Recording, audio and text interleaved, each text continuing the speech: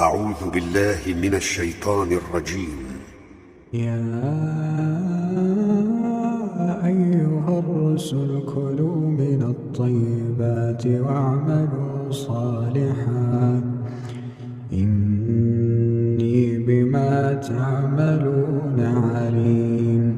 وإن هذه أمتكم أمة واحدة وأنا ربكم فاتقون. فتقطعوا أمرهم بينهم زبرا